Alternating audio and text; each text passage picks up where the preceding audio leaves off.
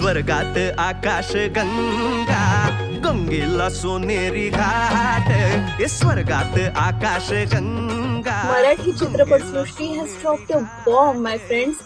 Yes, I am talking about क्रांतिज्योती विद्यालय मराठी माध्यम. पर्या 100 झाला आनंद आली बहार, झाला आनंद आली बहार.